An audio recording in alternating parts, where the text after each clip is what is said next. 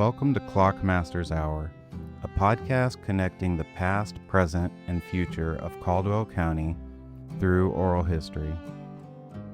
I'm Brandon Gray and I live in Lockhart, Texas. Roberto Méndez is 91 years old. He went from shining shoes on the Lockhart Square as a boy to owning 2 buildings on it today. He is the son of Pablo and Frances Mendez from San Luis Potosí, Mexico. This conversation is recorded in Henry's restaurant, where Roberto drinks coffee every morning. As a bonus, my conversation with Roberto is followed by a conversation with his son, Richard Mendez, age 61. Richard manages A1 bail bonds with his sister Belinda in the building on Market Street that Roberto bought in 1969. See, I was born here. My dad was born in Mexico. And we used to shine shoes. Back then it was a going thing, you know. People used to get shoe shine out in the street. And then we went back to around Lubbock area to pick cotton. When I was 17, I joined the Marines over there.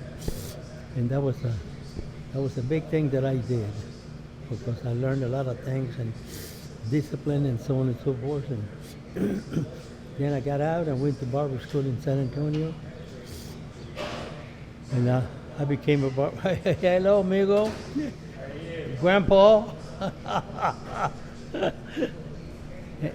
And you know everyone here. I know them all. I know everybody here. And and then when I came out of I went to Marine Corps when I was 17 years old. And I made it good because I was used to working out in the field. And a lot of guys were bailing out because they couldn't make it. But I was used because I used to work hard. So when I went in the Marine Corps, to me it was just chicken feet. And I stayed in the Marine Corps 2 years, and then when I got out, I went to, my dad said go to barber school. The GI Bill paid for the government paid for it. And I did. I listened to my dad. I went to San Antonio. Austin College was too small. They didn't have no openings. But I went to San Antonio in 6 months, and I got my license. And then I started cutting hair in different areas. And then I settled down here at Lockhart. And I bought the building back then for $2,500. And haircuts were $1, 50 cents for kids. Now the haircuts are $40. I know. That's why it's been a minute for me. And but when I was a little boy, I used to shine shoes for a nickel. Out in the corner, there was a bar, a beer joint there, over there. First, before I started coming into town, there was a white man that used to own that place. He went home and committed suicide. I'm sorry? He went home, committed suicide. He killed himself. Was he a bar owner or a saloon No, owner? it was, back then, I'm trying to think that it was a grocery store. Yeah, it was a grocery store. You don't remember his name, though, do you? No, I don't remember the name of the man, but they said that he went home and boom, he blew himself away. So there was some Who knows? opening of real estate there. You don't hear about Hispanic people committing suicide. But there's more white people committing suicide than Hispanic people. They kill each other. Yeah. Yeah. And I went in the Marines when I was 17. Came out after 2 years, and then I got married and settled down here. I was born here. My dad was born in Mexico. And then I went to barber school in San Antonio under the GI Bill. And I had already gotten married. My father said, they got too many barber shops in town. It was like contrary. Hey, and I had to cut hair with different companies before I get my license, and I did. Different, like West Texas and San Antonio. Then I came back, had my license, facing the courthouse, I still own the building. I bought it for $2,500 back then. And I started cutting hair. It was 50 cents for kids and $1 for adults. And I did real good because I was fast. I was making $30 on Saturdays at $1. And then the prices started going up. And then I just got out. I just didn't want to do no more cutting hair. But I went to different kind of buying and selling stuff. And I made it real good. So I still own that building there. I paid $10,000. I didn't pay a penny. The renters paid for it. Who paid for it? The renters, people were renting upstairs and downstairs. They paid for it. And then I had the other building facing the courthouse. That one I did pay for it, but then I started renting it. And they helped me pay for that building. But back then, everything was so cheap. There's a what? Everything was real cheap back then. Like that building cost $10,000. I didn't pay a penny. The renters paid for it. I had people renting upstairs and downstairs. They did me a big favor. And y'all still own the building? Oh yeah, I still own that building and the other one facing the courthouse. You're set, That tattoo building. You know that tattoo building? Oh yeah. Okay, I still own that building, and I still own that one over there. So the tattoo is where your barbershop was? Yeah, and you know, they offered me $2 million for this building. $2 million for the building? $2 million, about 6 months ago. But I don't want to sell it. I want my family to keep it. Yeah. Yeah, and but I did very good. And you know what? We were very, very poor. We didn't have any. We didn't hardly have shoes, but we used to pick cotton because my dad came from Mexico, and so we were very poor. And he got married and he went crazy. 11 kids. But anyway, I did very well. Very well. And when I started cutting hair, I took the customers of all the barbershops. There were about 4 barbershops. I took all the business away from them because I was young and people wanted to talk and laugh, and haircuts were $1 per adult. So when you were a little kid shining shoes, were you just trying to earn a little bit of money for? I just first few times I come over here and buy me a sausage for 6 cents. That's what I was curious about. Yeah. What'd you spend your money on? and that's what it was back then. Now it's $20 a sausage. And and I only spend buying a sausage and buying by the corner of that street over there by the highway. It was a bakery over there. They had they call it Washington pies. The size of a brick, but half of a brick was for 10 cents. And thereafter, I didn't spend no more money. I took it and gave it to my dad. I made maybe $1 on Saturday, and I gave it to my dad. And so the Lord has blessed me very much. You know, I honor my parents. Some people don't honor their family, but I honor my father and my mother. And so I became in. Then when I was cutting hair here, I stayed there for a good while. Then I was buying and selling stuff, and I made it big because not trying to brag, but I did. I just learned to manage the money. Oh, I'm gonna see if I can learn a thing or two from you. I'm gonna see if I can learn a thing or two from you. I'm still figuring it out. Yeah, but you know, if you don't have bad habits of drinking or smoking or going here and there, you're going to save money. And I did that. I didn't smoke or drink. I used to do everything before I got married. I used to smoke marijuana and when I was 12, 13 years old, but in West Texas. But then I gave myself to the Lord. I quit everything. I'm still serving God. Because without God, we ain't nothing. But I did very well because I still own that building and I own this other building. That tattoo building over here on this side, facing the courthouse, I still own it. That one cost me, I don't know if it was 1,500 or 2,500, but I didn't pay for it. The renters paid for it. And I did very well. I became real tight with my nickels and dimes, and then I was buying garage sale stuff and put it in my shop and start selling stuff. I'm sorry, what were you selling? Garage sale stuff. I used to go to garage sale when they had sales. Yeah. I would bought that stuff and put it over here. Then I went. Burston Air Force Base was there. It's no longer there in Austin. And I used to go over there, and they used to give me a lot of stuff. People over there, take those shirts. I get a stack of shirts and pants and free, and because they would get them new style, and they just say take them. You don't have to pay for it. And you know, boy, I started selling stuff like crazy. I did very well. And they used to say, "You're the black Jew." They used to call me. But I did well. I did very well, and the point is, it's not making the money; it's saving it.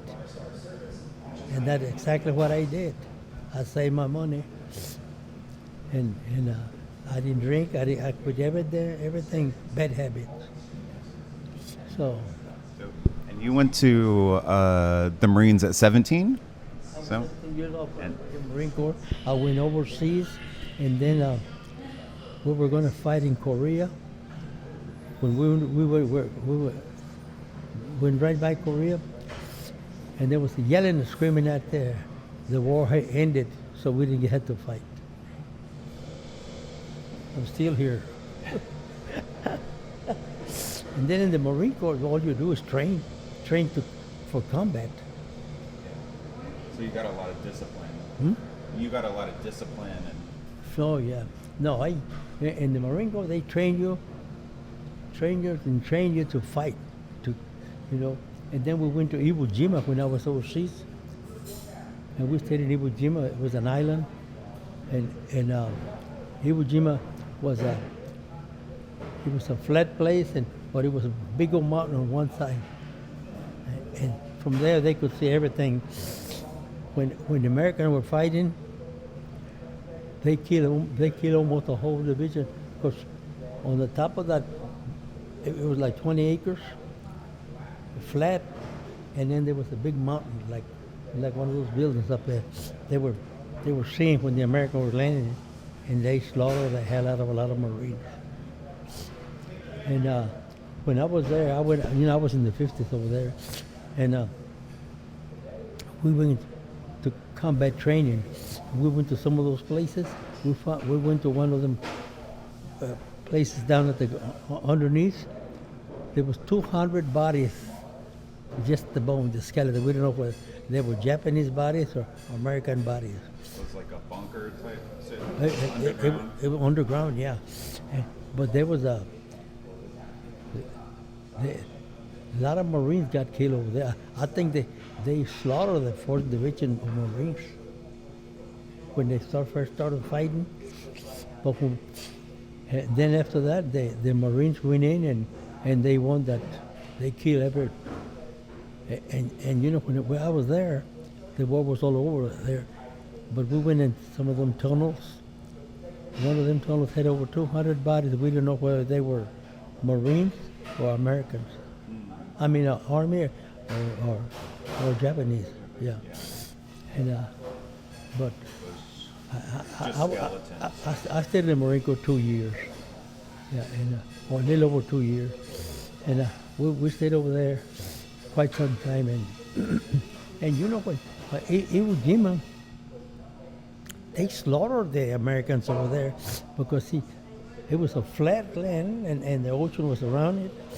But then it was a mountain way on that you could see when they were Americans were landing. They just slaughtered them like crazy.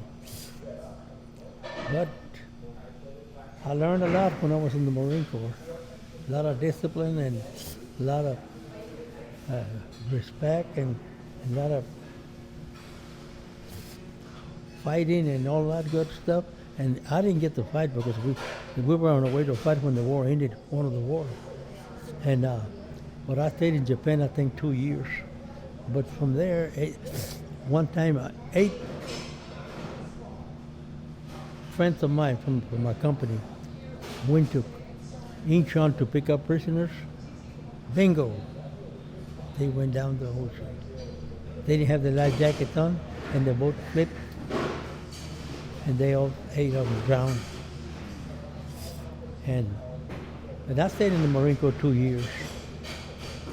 And then when I got out, I went to barber school under the GI Bill. They paid for it.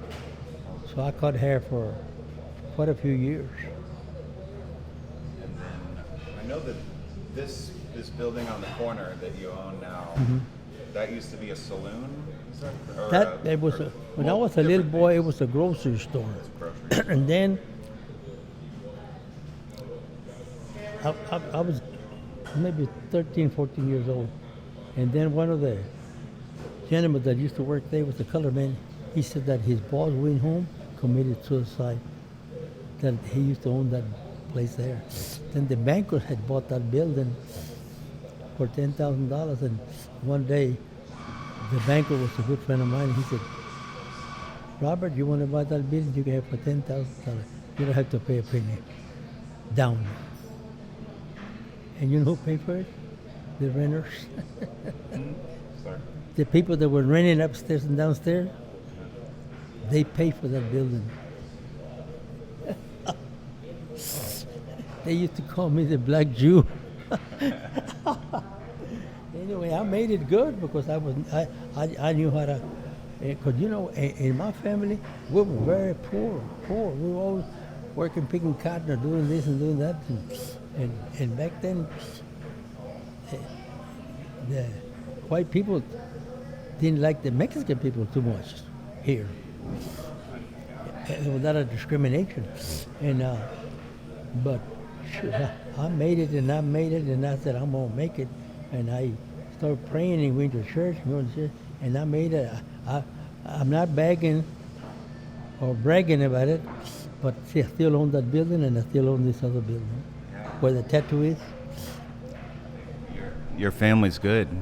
Yeah, and you know what? And then I used to drink and do everything else, but I quit everything completely. Was that before the Marines or after? Well, that was before. Yeah, I was doing marijuana and all that garbage, but I quit everything and then I gave myself to the Lord. I started going to church, and I started not to the Catholic church, but I was going to a Baptist church, and that's when I gave myself to the Lord. And you know what? It was a blessing all the way till today. Because I still own those 2 buildings, that one and the tattoo building. I still own those buildings, and I did very well because I keep up everything, bad habits and all that, and I respect everybody. To me, we ain't no different. Whether you're rich, poor, or black, brown, or blue, we're all the same. And I'm still kicking, and I'm only 39 years old. Younger than me. I'm 91. 91 years old. And I praise God. I thank God for being here this long. And I got married when I was maybe 17 or 18. We have 4 sons and 2 daughters. And they all very united together. And they all got their own businesses now. But, like I said, I grew up picking cotton. Till I went in the Marine Corps, no more picking cotton, buddy. Picking marijuana then. Oh, yeah. And that's about it. And I still own those buildings. That building is bringing 10,000 at the bottom, and I think it was bringing 1,500 a month also. I had people renting separate apartments upstairs for $500 a month. And I did real well. They used to call me the Black Jew. Yeah. Call me what you want to. I don't care. And that's about it. And when I was a little boy, I used to shine shoes for a nickel and a dime. I had my shine boxes. And so, for the listener, we're now at Henry's Burger Place. What was this part of the street like back when you were? This here? this section of street. Yeah. Well, that place was there already, the barbecue place. Yeah, they're old. Yeah, Always they're been very there. The corner place was a beer joint, bar for a long, long time. It was a grocery store when I was a little boy. Right. But the man, I heard that he went and committed suicide. And then I was very young then, but I was shining shoes. Yeah. Nickel and a dime, shining shoes. And this is where you got your sausage right across the street? You got your sausage? 6 cents. Yeah. Now it's $4. Yeah. And I did very well because then I began to control myself as spinning. No drinking, no nothing. And I did very well because I still own that one and the other building, the tattoo building. I still own those two buildings. And that one, I told my daughter, when I'm gone, it's going to be yours and your two brothers. And the other one, I gave it to one of my daughters. It's where the tattoo shop is. And it's got a basement. You know, when Hurricane Carla, we had that hurricane here, real bad. It was real. And it's got a big basement at the bottom. Well, me and another guy went somewhere. Okay, it was raining. It was terrible that day. Then I went to the back. I couldn't get in there. I don't know where the people came in there because they got a basement at the bottom, dirt basement. It was packed full of people. The Hurricane Carla? Yeah. Mm-hmm. And you know, in the corner, on the four corners of the courthouse on this one, Right. there was a big old tree there. Bingo, it went down during that hurricane. It was a beautiful tree, but it was so hard. The wind was so hard that it knocked that thing down. And I'm still kicking, buddy. Yeah, this is your morning routine? I just come up here to eat breakfast but I still own that big building and I still own that tattoo building. Those two buildings I still own them. And, you know, when you quit drinking, when you quit smoking, you save money. They used to call me the black Jew or Mexican Jew. Call me what you want. I heard you see your coffee. You said $12. That's a lot of money. Well, you know what? I did very well. I quit all my bad habits. And I went to barber school in San Antonio. I had a barber shop right there in that square facing the courthouse. And the white people used to say, that Mexican selling drugs, that Mexican selling drugs. They couldn't stay. Because you had money. Because you had some money. well, because I was in the public facing the courthouse. That Mexican selling drugs, and I wasn't selling those things. I wasn't doing none of those things. But they just, see, the white people didn't want the Mexican people to make anything. They didn't want to see you succeed. Exactly. It was real bad in this town. But I didn't pay no mind to them. I made it. I quit all my bad habits. I used to smoke a lot of pot when I was young. You know, yeah, everybody did things. I used to sell it. I used to get 5 cigarettes for $1, and I used to sell each one for $1 when I was 13, 14 years old. I went in Lubbock area, not here. Here I didn't do anything.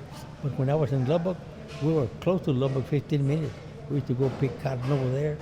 But on weekends, it didn't work, so I was wheeling and dealing. Then I went in the Marine Corps when I was 17, and that was the green light, buddy.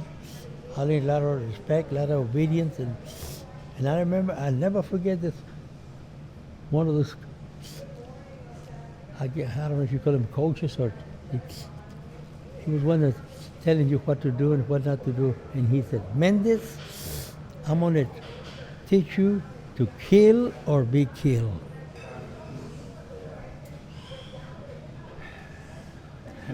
It's a good lesson if you make it through the military. But I stayed 2 years in the Marine Corps.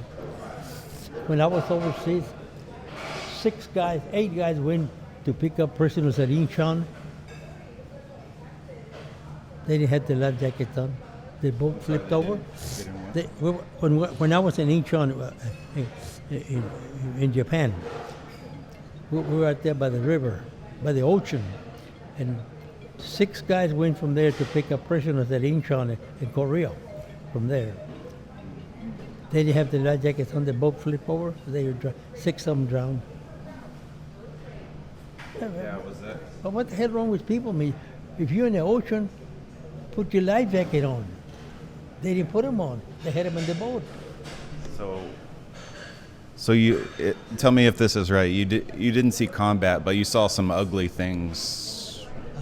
I was too close on combat, but we didn't go. And but a lot of friends of mine that had been in combat before, when it was going on, they said, "Man, you better be glad you didn't go, because it was dangerous. It's killing." But you know what? When you're 17 years, you don't give a hoop in hell about nothing. Kill me, or I don't care, whatever you do. But anyway, I served 2 years in the Marine Corps, and then I had benefit on the GI Bill. I went to barber school on it, and I made it. And I went to another course, but I don't remember what it was. And that one I just went to get a check every month. But on barber school, I made it big because I began to learn to be a barber, and then I cut hair in different areas, because you have to cut hair so many months somewhere else. Then I opened up my shop, and you know what? I took there was a barber shop right behind here. There was another one. There was about 3 Mexican barber shops, and you know, I took all the business away from them because I was young, and most young people, they want to go with a young guy to get a haircut. And back then it was $1 a haircut, and I was going zoom, vámonos, primo. I was fast. I don't want to keep you too long. But you know, we were very, very poor. We didn't have nothing. But you know what? Of all my brothers, I made it big. And I'm not trying to brag, but just by owning that big building, owning this other tattoo building, and owning my house, I made it because I quit all my bad habits. And so I did. I'm working on it. I could. No alcohol, no weed. You know, I used to smoke a lot of pot. I used to drink beer before I got married. Then when I got married, I began to pull away from all that garbage. But, and you know, it's not what you make, it's what you hold on to. And then I used to invest my money. I used to go buy stuff over there and go right there, put them over here, and sell them. I made money that way. And that's another thing you can think about it. You can make a lot of money buying good junks at the garage sales, because they got a lot of good stuff real cheap. Over at where? At garage sales. Hmm? At garage sales? Is that what you said? Oh yeah. And then I started going to the bases, military bases in Austin, which they no more military bases. They used to give me shirts, they used to give me clothes. Take it. And then I started going to San Antonio, but I did better in Austin. And do you know what? I made good money with all the clothes. Some shirts were like new because, you know, they began to get new styles of clothing. And they used to give me, take that, Mr. Mendez, take it. They used to give me a lot of stuff. One day I told a friend of mine, "Hey, you want to go with me in your car to pick up some things?" Yeah, sure. He was a good friend of mine. We went up there and we couldn't find room for us to get in the car because I had a lot of clothes they had given me. And my friend was laughing and said, "God damn, man, I just barely fit in the car now." But I was a hustler, man. I was doing it the right thing, not stealing or nothing like that. I was getting stuff, buying stuff here, buying stuff at a real cheap price, and then put it in my shop and sell it. Yeah, I didn't have that hustle as a kid, and I'm trying to learn it now, you know? Well, I tell you one thing. You go to garage sales, you can buy a lot of good stuff. And take all that, accumulate a bunch of stuff, and then have a garage sale at your house and double the prices or triple the prices. And that's what I used to do. And save money. That's what you said, right? Save money. I'm gonna write that down. and the important thing is, like, you gotta save your nickels and dimes, and that's what I did. And they used to call me the Black Jew. Call me what you want, I don't care. That's funny. You want some jelly? I ain't gonna eat all this. Jelly and I crackers. don't know. I feel like saving things now after this. You want some? Oh, no. I'm not gonna eat that other one. The jelly? Jelly. Jelly and crackers? Yeah. I don't know. I feel inspired by not wasting a thing here.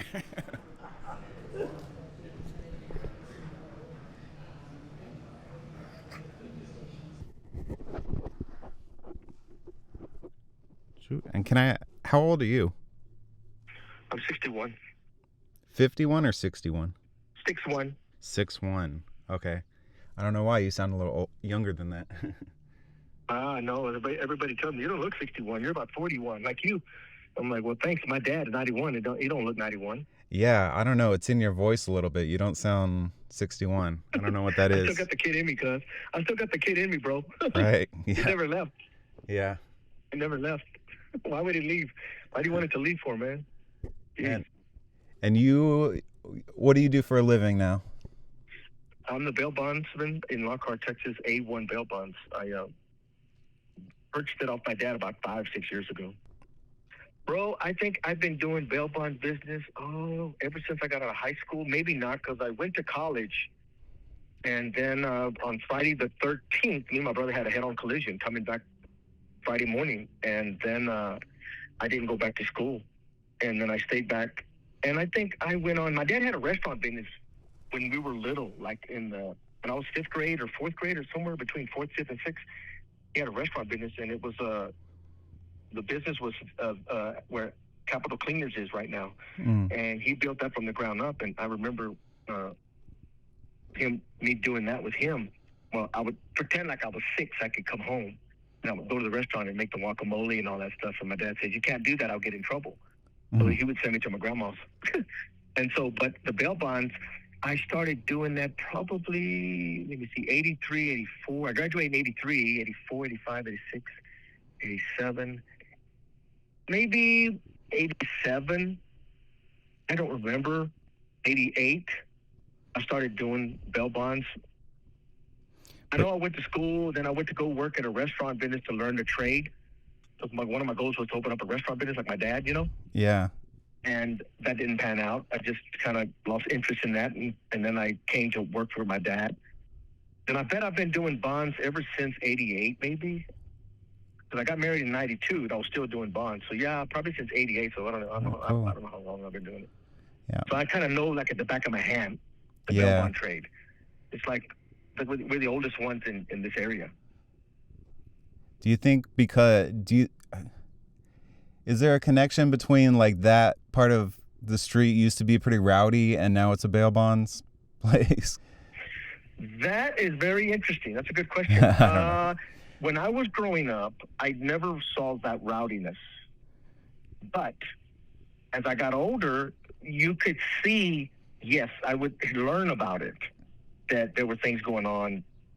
And, dude, was there a shooting once there? I don't remember. It's so far back, but I think I want to say yes, there was. And so, you know, you get in there, everybody knows each other, but when you get drunk, nobody knows each other, you know? Right. And so, yeah, it was a rowdy area. I want to say yeah because, you know, why would they tell my dad, we'll save the building if you don't open up a beer joint? Yeah. You know, it's common sense. If we don't want any more beer joints over here. You know, we got too many. And there was a lot of them there, dude. I was just saying 1, 2, 3, 4, 5, 6. Maybe 6 of them were there at one point. And that was really like the Hispanic and black part of town, part of the square. I want to say yes. I want to say yes because of the black hole, the 19th hole, and the Guadalos. And I hardly ever saw any. I mean, I hardly ever saw anything. Just what I've heard. But I don't think I've ever saw anything really take place there. Maybe arguments, maybe, but you know, it's vague because I was little. Yeah. You know, if anything, you know, and then they closed it up as I was growing up, and they tore down that building, and I think Smitty's bought it because they have their lumber there, they have all their wood there, and then the other building stayed there, and it became a restaurant, I think, Lone Star Restaurant and Cafe, and my dad's building there. growing up, it was a barber shop and an antique store. So the front window where it says Robert Méndez, those were red doors. And that went into the antique business. And he had all kinds of antiques, man. My dad was sharp when it came to buying antiques, dude. He When had you a see it now, nobody could touch him, huh? he had a lot of different hustles. Man, let me tell you what, he shine shoes, he picked cotton, shine shoes, leveled houses, got out of the military, went to go to barber school, became a barber, and then he started just horse trading, started buying stuff here and reselling them and back and forth. And man, nobody could go into a house and buy antiques like my dad. At least that's what I thought. Yeah. And you look at it now, people, you see things on TV, right? And like these American pickers. Sure, yeah. Nobody could hustle. I mean, it's all staged, but I remember going into a place, we were talking about the antique business, when it was there, because that was the first thing I remember, the antiques, and then the barbershop. And it could have been the barbershop first and then the antiques, but I remember both of them, really. Well, my dad would go to these places, and the lady would say, well, Robert, and he knew where to go. He knew where to go look for furniture. And I remember going with him, and they would say, now, don't come in here and think you're going to buy everything, because all I got is just this one rocking chair, and I don't know, don't come buying nothing. They would really, I'm like, whoa. And they would cuss, not at my dad, but just cuss at the statement they would make. Oh, it was intense. And, yeah, don't come over and think you're going to buy all this blankety blank. You ain't. I'm just telling you this blankety blank. Don't come over here trying to Jew me out of all this, because that's what they, the big word, Jew was a big word back then. They used it a lot, as far as I remember. Yeah. I mean, your dad actually said that he had a nickname. You know what I'm talking about? Mm-hmm. Yep. Yeah. Yep. Jewish Mexican or Mexican Jew or something like that? Yeah, or the black Jew for some reason. Yeah, the black Jew. That's it, the black Jew. Yeah. Yeah. And it was a man that worked behind my dad that had a grocery store, and he was Jewish. And him and my dad were good friends. He had a little store behind his office where the building's at. And I don't remember, that was probably moons ago when my dad was young. So anyway, maybe Sam Stein. Maybe. That's what it was, Sam Stein. Yeah. Yep. And then, so I remember the barbershop and the antiques, and my dad would go in there to the people's houses, that lady, I remember vaguely. And next thing you know, my dad would talk to them. And she goes, what are you going to do with that dresser? Well, I don't worry about that dresser. I'm going to give that to my daughter. I said, oh, okay, that's good. But don't you think she'd rather have the money? He goes, nah, she'd rather have that. Yeah, but, your daughter, she's the babe. Look, she's little. By the time they get older, they're going to want that kind of stuff. They're going to break it, and then they're going to lose it, and then it's going to get broken. And next thing you know, you'd rather you give money. He goes, yeah, I guess you're right. And that was all she said. So we would leave there, go get a trailer, because we were going to buy a chair, when we wind up buying 5 or 6 items out of that house. Oh, wow. That's how my dad would clean house. And that's how he did it. And it wasn't greed. It was just business. My dad's business. To him, it was just about business. I'm going to go conduct business. And if I can give her money, good money, and she's happy, and we're both happy. And that's how it went. And they would be happy. Thanks, Robert. And first they were like, don't come in here and all that. Next thing you know, bye, Robert, come back and see me. I'm like, dang, dude, how do you do that? I mean, that's how I got my tool, listening to him. Yeah. Some of that rubbed off. I'm the only one got that tool. Yeah, ain't nobody, none of my brothers have that tool. I don't care what they say. They don't. So then I remember that, and then I remember an attorney telling my dad, because my dad would buy property and resell it, because he was making a little bit of money, and then he would resell it. And then he'd save his money. See, my dad never spent his money. That was a key. He saved his money to buy things that he could use to resell. Supposedly that's what you're supposed to do, is save the money and not spend the money. That's what I've heard. Right. Yeah, and so what he would do, he would save his money, and then he'd wait for a deal and go buy it. And then if it took him 6 months to sell, well, fine. The money wasn't doing no good. Where was that? It needed to be out there. And so I remember a lawyer friend of his from San Marcos said, "Hey, Robert, you need to be a bondsman. With all this property, you can put up your property and write bonds and get people out of jail." And then I goes, "Really?" He goes, "Yeah." And so that's when it was all she wrote. And so he he stopped cutting hair. I think he cut a little bit of hair every now and then. And I remember one day, bro. One day, I kid you not. And today, I mean what I say. There was a man sitting in the barber chair because I walked into the shop. I was a young kid. I walked in. I'm like, whoa. And I was just looking at the man in the chair getting a haircut. I'm like, whoa. I said, "Sir, are you that guy on Gunsmoke? The sheriff or the gun, wherever he is?" He goes, "No, I'm not, son." "Man, you sure look like him." And he started laughing. Yeah. And come on, dude. He got up out of a chair and he was 6 foot something. James Dillon was 6'4", 6'3". That brother was him. It was him. I said, that was him. And because he laughed at me. And I'm like, "Dude, you look just like him." And I went like that. I'm like, because that's what we would watch growing up. Gunsmoke, Andy Griffin. Those are the shows that were on. Right. But we watched a lot of Gunsmoke because my grandpa watched a lot of it. My grandpa on my mom's side watched a lot of it with Gunsmoke. Bonanza, that was their movies. And so I'm like, dude, and come on. When that dude, James Arnett, took his hat off,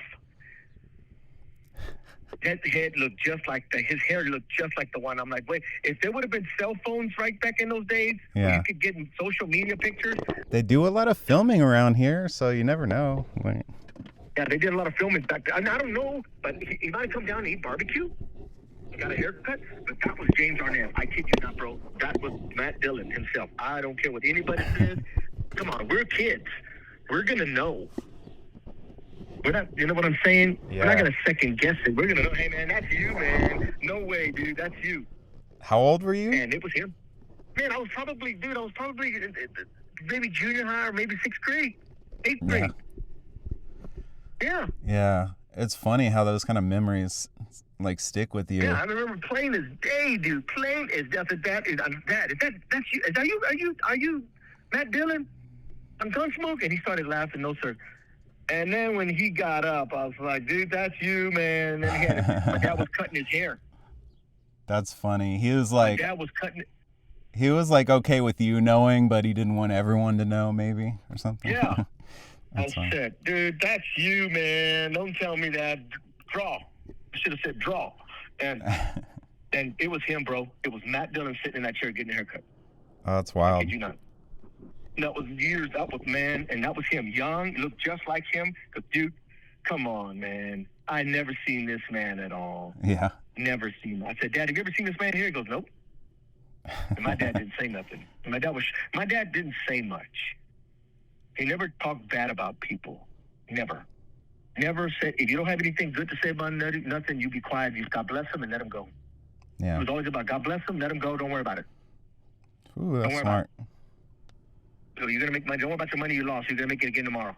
That's the way my dad was always at. And he was sharp about grilling. Save your money. You're going to need it tomorrow. And boy, was he right. It's funny. I saw him at the restaurant, and he was, I don't know, he was paying a lot of attention to his tab at the end of the meal. Like, I'm sure he orders the same thing over and over again, but he was said, "Oh, $12?" I mean, he was joking, but you know. Yeah. He was I mean, they don't make them like that no more, my man. It's tough. You know, it's just, to struggle. He had it bad. They told him one day, we don't serve you kind of people. And that was in the 60s. I guess that's the way it worked. I don't know. I wasn't born until 64. Right. I wasn't born till the end of 64. So, right, December. So, and I think after that, my dad said, later on, he opened up his own restaurant. Dude, my dad made it because God blessed him. And I go on the records to tell you that right now. It's important to understand what I'm about to say, bro. You're writing stuff down, and this is one of the most important things I'm about to say, bro. That's going to help you and your whole house tomorrow. I'm listening. If you don't have God in your heart, you ain't getting nothing. It'll all be taken away by means of your means, not his means. And I do believe God had an angel around my dad. I Yeah. kid you not, brother. I kid you not. I kid you. There was one man that used to hang out with my dad all the time, bro. And I know we're sidetracking about how long I've been working there. So that, and so, but all this is really, you're going to love it. Um, there was a guy named Dub Moore that was always around my dad, always around him, dude. And his man was filthy rich, had thousands of acres, filthy rich. You couldn't tell he was worth money. But back in the 70s, early 70s and that, there were the Blondels, the Moors, and the Fielders. Those were the Wildcats. Those were the honchos, the head honchos, right? Yeah. And I remember my dad was telling a story about the Moore, because Dub Moore, when I was going to the barbershop, he was always there sitting down talking to my dad. And he was a man of few words, but he liked my dad. They were good friends, dude. They were good friends. And looking back at the setup, I believe God placed that man there in front of my dad, for a blessing, for blessings. I believe God put him there. And so I remember one day Dub Moore asked my dad, "Hey, Robert, did you get the loan at the bank?" He goes, "No, they didn't want to give me the loan." And Dub Moore didn't say much. He was a man of few words. Believe me, a man of few words. But an honest man. Honest as they come, bro. I think my dad goes, when he was leaving, he goes, "Robert, you go back to the bank in a couple of years, in a couple of days." And that was it. "Okay, Dub, thank you." And then I guess he went over there and told him, "Hey, if Robert comes over here, you give him whatever he wants. I'm going to back it up. I don't want no trouble." Oh, wow. And so I think my dad said, I went over there a couple of days later, and they came out running to the outside. He goes, "Mr. Mendez, how can we help you? You need a loan? What do you need? We'll loan it for you. Whatever you need. Don't worry about paying nothing back. We'll figure it out. It's just whatever you need." Oh, man. Hey, I'm going to plug in my phone real quick. So I'm in my car outside of the gas station, but hey, it works. I think a couple of weeks ago, I went to the bank, and I went back to the wall of Fame. They have a And, wall of fame. I want to say the Wall of Shame back in Oh, those Wall days. of 'Cause They Shame. didn't want to support the minorities back then. So it was a Wall of Shame. Anyway, I saw a name. I don't know if it was our early 60s or way early 70s. And that name was the president of the bank was Moore. Oh, really? Yeah, and I was like, wait a minute. Was that the time that Dub Moore, And I was like, wow. I think he would have told us, that guy, "You better give Robert Méndez whatever he wants or else. I got you this position." Oh, wow. And then, one other thing, my dad was telling me that a banker told him. A banker told my dad that loved my dad. They were good friends, dude. Good friends. And told him, "Robert, the bank wants to sell you property they can't sell." "What?" He goes, "Yeah, they would sell you property that they couldn't sell. They had repoed it and they couldn't sell it. So they said, let Robert buy it. He don't know what he's buying." And my dad would buy it, bro. And I guess 6 months later, he'd sell it for double. Oh, And they that's couldn't awesome. sell it, dude. Yeah. But that goes to show you how God had placed something there. And, my dad always tells me now, he goes, "Richard, I'm here and I'm blessed because I honored my mom and my dad." Yep. He said And that. it's true. The Bible does say that. The Bible says that. And who were, sorry, do you know, who were his parents? His parents were Pablo Méndez and Francis Mendez. Okay, cool. And Yeah, they descended from San Luis Potosí, Mexico. And if I'm not mistaken, I think my dad came. If I'm not mistaken, I think my dad's daddy came from Mexico barefooted. Yeah, and then when he came in, he I guess he waited, take his time, and got citizenship, and became a citizen in the United States, and brought his family over, and he did it. yeah, I don't know. I'm just inspired by someone that really started from the bottom, and he didn't, I can tell that he's at 91, he's a good person. He didn't lose any of his soul along the way, and he made it, and he's passing on a life to the rest of his family. Yeah, and he was sharp. I'm thankful for my dad. Yeah. Very thankful. I listened to some of the things he told me that I try to instill in my kids, and my kids are sharp. But it's just, and honest, I credit God for what my dad has. I have to. There's nobody else to get credit for. Yeah. There was another man that was, I think they called him Captain Parker. He was another millionaire and hung out with my dad. There were two white men, and that Mr. Moore would buy crock pots from my dad.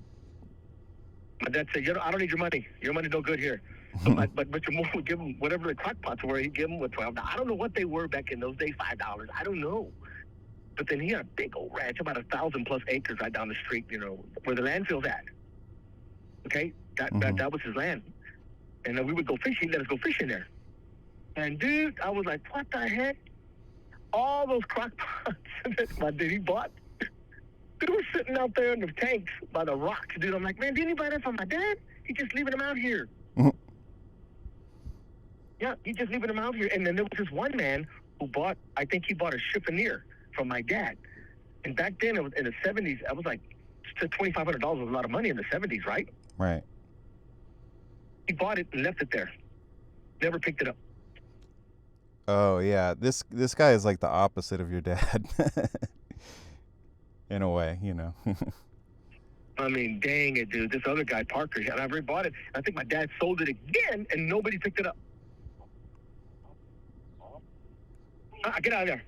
It just goes to show you, man, when God has his hands on somebody, no weapons formed against you will prosper. And that's biblical. And my dad wasn't one of those ones that was walking with the Lord like everybody else, like he should have been. And I don't know, but it just goes to show you that, when you're get out of here. When you're blessed and God's going to put his hand on you to bless you, you're going to be blessed. Nobody's going to stop you. Yeah. His advice to me was just, simple advice. It's like, save your money. I got rid of my bad habits, It's just very kind of simple. You save a lot of money when you quit your bad habits. It's kind of obvious stuff, but it's good to hear. He would, another dog. Anyway, so yeah, I remember. When he was working at cotton fields. I think he was working at cotton fields. He hung out with the black guys. Who's going to be working at cotton fields? Come on now, ready? The Mexicans and the blacks. Right. And I remember the black guys would be there. Like, I know the names, but I'm not going to bring the names up. They've already gone and passed. They were good friends with my dad. And right. They would be broke when they come back to work on the weekend, after the weekend. Right. And my dad would still have his same check in his pocket. Oh, yeah. And he'd be, y'all go in the beer joint, and you go buy a beer joint, you go buy a six-pack and go home and stay home. You don't have to go nowhere. You go to a beer joint, you're buying your beer, then you're buying your friend's beer, next thing you know, you're buying 5-6 beers for everybody. And then you broke. And so the bail bond business came about, I think, somewhere in the late 70s. Because we pushed the barber. We still have the barber chair at the office that my dad had when he was cutting hair. So I need to go get that restored. The barber chair. Oh yeah, I walked in there and I saw that. Yeah. So we're gonna get it restored. And then I think when my dad bought the building, he kept it as a beer joint. And I think upstairs was before my dad bought it. I think upstairs was one of those fancy rooms up there where girls would go up there, girl calling or whatever. And they would have a hole there where they would put beer in buckets and hoist it up. Oh, not like a VIP kind of. Yeah, like before. I think before my dad had it. My dad would tell me, before I bought it, they had all that stuff there. I'm like, really? He goes, yeah. It was one of those ones, like one of those call girls, I guess, is what I was told. Way back in the 30s or whatever that building was built. So they would have rooms up on the top floor where men could go on dates or whatever. Yeah, there were rooms for let. Oh, okay. It was not even on the sly. It was just out in the open kind of. Right. And so, and I remember my dad telling me that the story. He said that before he bought it, they had, because my dad signed shoes when he was little, and so they would have a hoist where they put beer in cans or bottles, beer bottles, whatever they put in there, and they kind of pick it up with a bucket, take a bucket down there, and then raise a bucket up, and I don't know, man. That was funny. Cool. That's cool as they come, right? What's the upstairs now? Is it? It's offices. It's offices now. We had apartments up there, and we kept everything still. Everything's still there. As far as we had efficiency apartments were there. Right. And so we did away with the efficiency apartments, and we made them offices, and everything's still there because everybody had their own. There were efficiency apartments with the kitchen and the restroom. So what we did is we left everything the way it is, and we just did away with renting it for apartments and just rented it for offices. And so now they just rent them for offices, and they have the opportunity to cook in there if they want. Everything's still there. Nothing. We didn't take nothing out. That's cool. That's smart. Yeah, because now we can Airbnb if I want to do it. Yeah. Your dad was saying that somebody offered him money to buy that building, but he turned it down. Yeah, he said they offered him to buy it. I don't remember what dollars he said, but he goes, "No, it's for my kids." So. Yeah. So we're working on getting it painted now. We're just, the rain has delayed us a lot. This rain kept coming. Yeah. So now we're taking bids to repaint the building, the whole 9 yards, and then have a ceremony to dedicate the building to my dad. The first Hispanic, cool. Mexican. He's not Hispanic. He's Mexican. He's not Spaniard. The first Mexican to buy a building downtown. Wow, that's awesome. Yeah, so you got to keep it. We'll keep you posted, man. So we got to keep in touch, man. We got to keep in touch. And so that, and then let's see.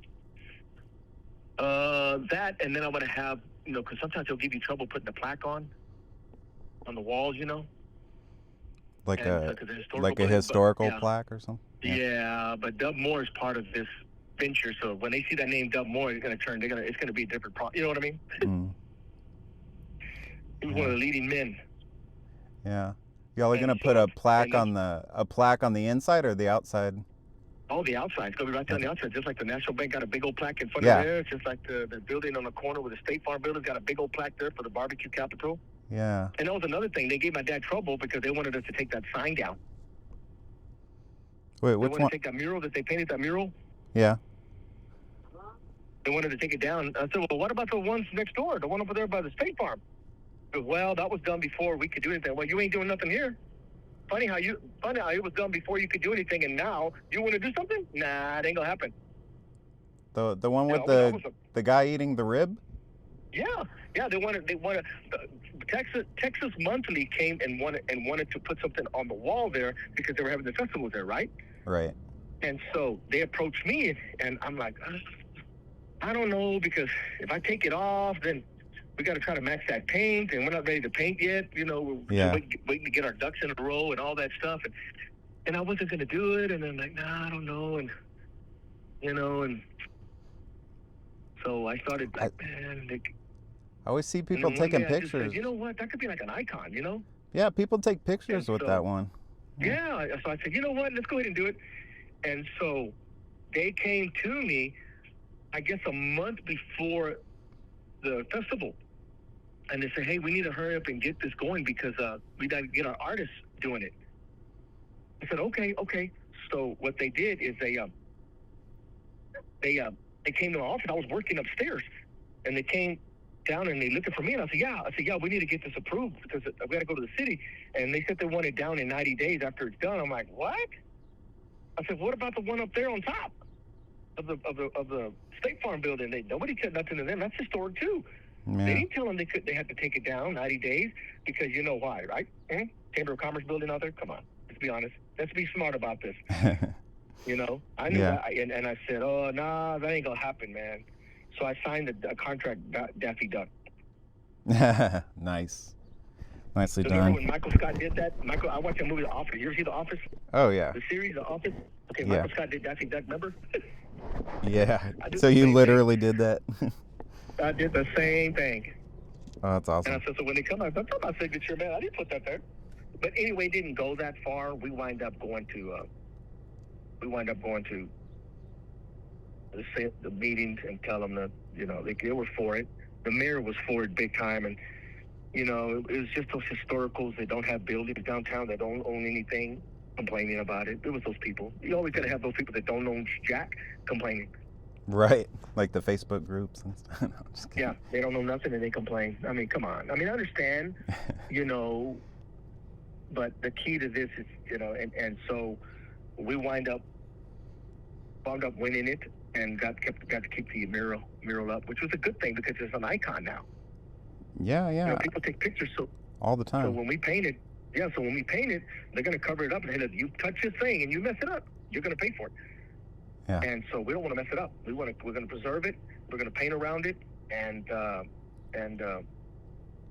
move forward with it. So that's what we're trying to do next is get that thing all set up, have a little something out there, and probably get not Chisholm Trail, but Smitty's to cater something. You know, I don't know. Let me see. Let me close the street down. Huh? Yeah. Please let me know. That sounds awesome. Oh God, yeah. That's what I say. You keep in touch with me, man. You keep in touch with me. What? What color are y'all gonna paint it? I don't know yet. So not this number. This is your business number, huh? Yeah, so it's 6932. Well, you can. Yeah. Well, my cell phone number is. If you want to write it down, 5.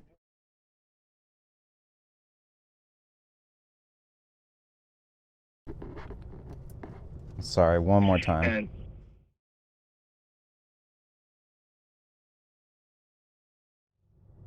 cool. That will not go in the podcast. But yeah. So my dad wants to. Well, I'm a bail bond business, so I don't really care. You know what I mean, right? Yeah. Tell me these bonds, but I remember hearing that phone number on a podcast. So that's what we want to do. We want to. Oh shucks! Holy cow! I just caught a cramp on my calf. Walk around. Holy crap! And I've been getting cramps lately on my calf legs. Anyway, so that's what we're trying to do, and we're getting bids right now, and we want to make it look nice. We want to make it look really nice. The first Mexican to own a building in the square. Yeah, my dad was the first man to buy Hispanic Mexican. He says Hispanic. Okay, right. You can be Hispanic if you want, but to buy a building downtown in the square. Yeah. Yep, it was that one right there. Man. And he goes, Richard, I didn't pay nothing for these buildings. What? Because my renters paid all my bills for me. He talks about it. Yeah. He'll talk about that one all the time. That I used to shine shoes right there, and look at me now, I own it. He goes, yeah, you're an icon, dude. Yeah, man. You're an icon. So he's a sharp man. He always told everybody, save your money. You ain't got to be like that. You don't have to be like that. You don't have to be broke. Why you be broke for us? You don't have to be broke because I made it. And when he says he made it because he knew what he was doing. And things were just as expensive as they were there. So don't tell me because coffee costs $5 and it only costs a nickel. Well, we're only making 10 cents. We're only making 20 cents a day. So no, you see? Yeah, no excuses. I can't make any excuses. Yeah, we can't. Neither can I. So I don't buy nothing, dude. I'm like, I ain't got no money. I'll buy me a nice TV because I like watch TV. So I'll buy me a nice TV, brother. A nice one. I ain't gonna lie. Yeah. I'll buy me a nice sound system because I like to hear that stuff because, you're only going to buy it one time, right? And I bought a TV the other day, man. It's like, I had a $2,000 budget for a TV, right? If you want a good TV, right? Yeah, that's a good one. That dude talked me into buying a $3,400 one.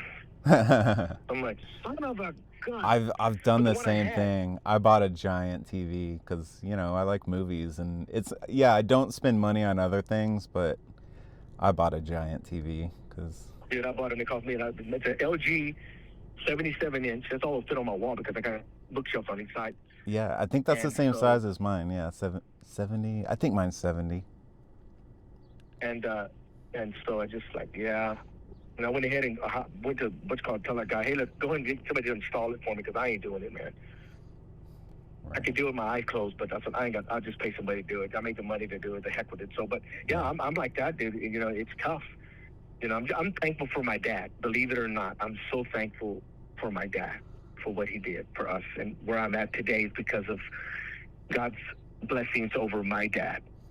Yeah, I see it. God's blessings over my dad, and I'm just thankful. And that's why I'm always encouraging people, building them up, getting them to the next level, encouraging them biblically and spiritually and mentally, just encouraging them because it's important today. My dad goes, I went through all these presidents and I still made it. So it doesn't matter who's president. You got to have the heart to make it. If you don't have the heart to make it, it doesn't matter who the president is. And he was right. He was right. I remember him making it when the economy was bad. He was making it, dude. Yeah. He's got a contagious energy to him. Like, I don't know. I feel better just after talking to him for a little bit. Yeah, because but he always, his grandpa always told him, my grandpa, his dad goes, son, you tell me who you're with, I'll tell you what you're going to be like. Yeah. And it is true. I never saw my dad going out drinking, never saw him going dancing. When I was growing up, never saw that. Never. He was always going to work, bro. Yeah. And didn't have any bad habits. And what I saw, I didn't see any bad habits. Kids see a lot, right? Yeah. As a kid, we saw a lot, but I never saw any bad habits. No, he told me we get our butts whooped, man, when we have stuff messed up. So he was strict, but he was kind, like at the same time. Yeah, he was kind. He took us. I remember he took us places to college. We'd go to Corpus all the time for vacationing. That's my hometown. And dude, I was always the darkest one because I got my dad's skin color. I got my dad's coffee color.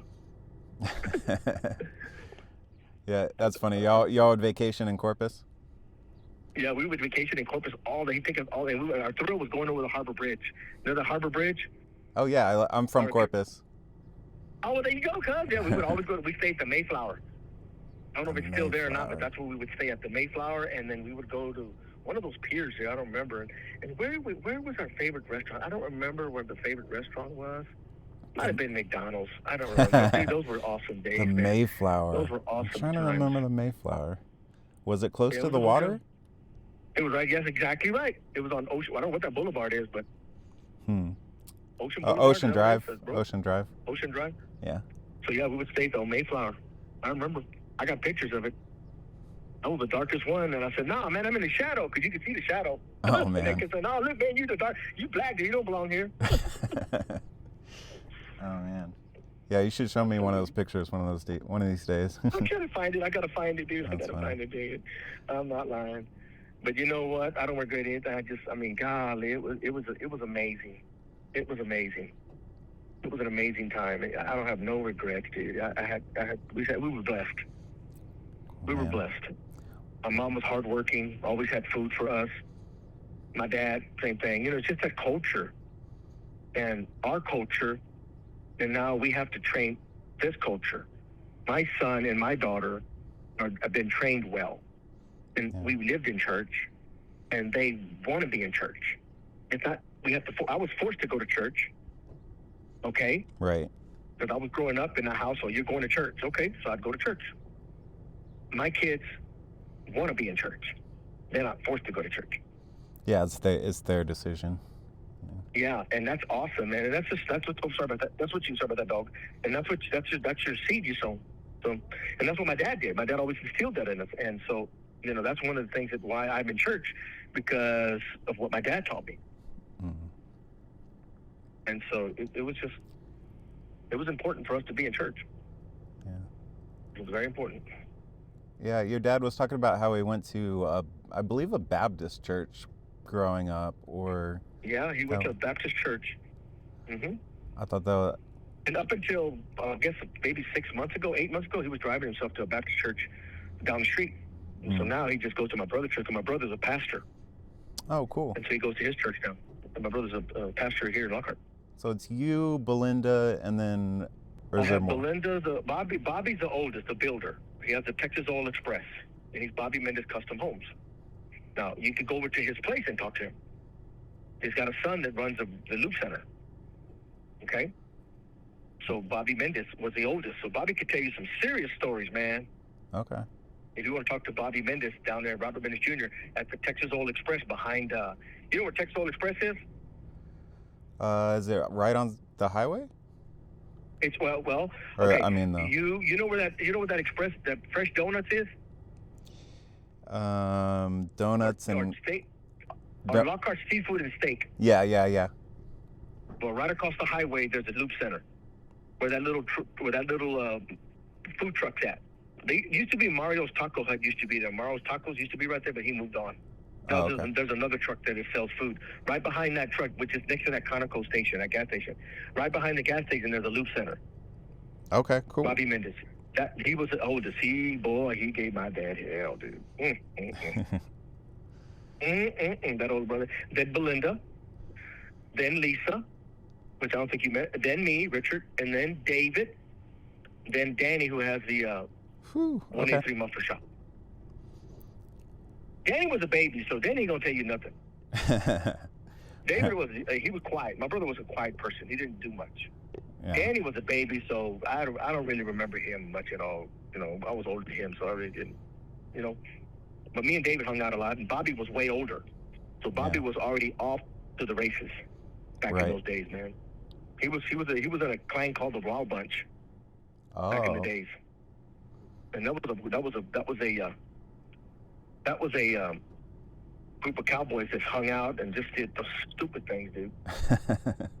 And they would be the Wild Bunch, was on the rodeos back in the 70s and the 80s. They would be riding. They would be the last ones coming through, and people would love to wait to see them at the end because they were all dressed in black and come through with the horses. Oh wow, that's not still. Yeah, Bobby will show you pictures. Bobby will show you pictures, huh? Okay, he's not still in it, right?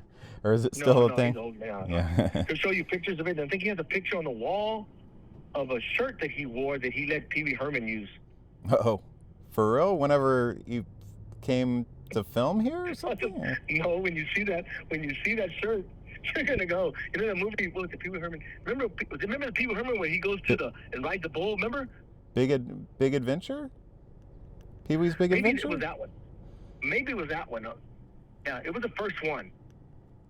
Yeah, it was a movie though, right? It was a movie. Trying to find his bicycle, remember? Yeah. That's Pee Wee's Big Adventure. Okay, that one. Yeah. Okay, so you look at the shirt he was wearing. My brother had it hanging up on the wall.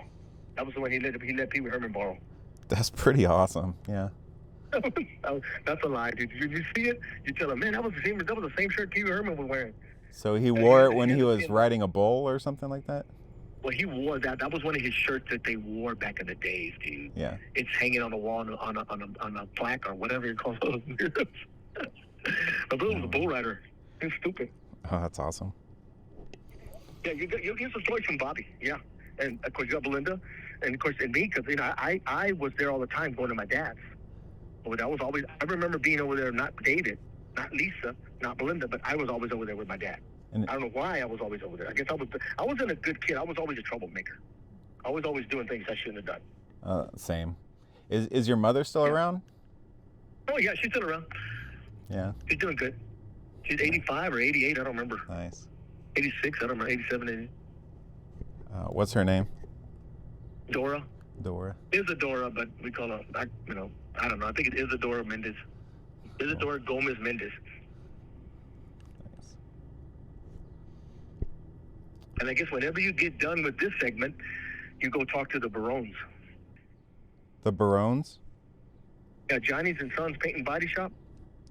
Okay, that's who I should talk to. Yeah, no, for their legacy, because their daddy did the same thing. Oh yeah. Okay. Yeah, his daddy was poor. Went and got his degree at. I think he got his degree at the. He was a quiet man, but he was the one that got his degree at Gary Job Corps, if I'm not mistaken. And then he became a prominent citizen here. He bought land. He was more of a farmer type of land who baled hay and had a body shop. He died already. His wife's still around, but she had like dementia real bad. And so Tommy took over the body shop. And I think Johnny was given the hay baling business, which that's another story there. But cool. He was one. That was another family that made it good. I have a list of names I'm working off of. I'm wanting to put out like one interview a week. So yeah. These are good little tips. Mm-hmm. But cool, man. Yeah. Yeah, I got calls coming in, and I want to talk to. But listen, you got my number. Text me your information, your name, and all that, so we can keep in touch and have some lunch and hang out, man. Because when we get this thing going, I really want you around, man. You're part of the clan now. Absolutely, I'm happy to. I'll let you kiss my hand.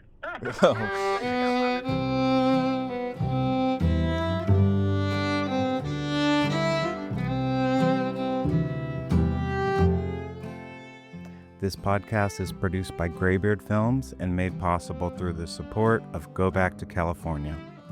If you have feedback or a suggestion of someone you think should be interviewed, You can reach me at brandon@graybeardfilms.com. For updates, bonus clips, and more stories from Caldwell County, follow Lockhart Bits and Pieces on Instagram. Until next time.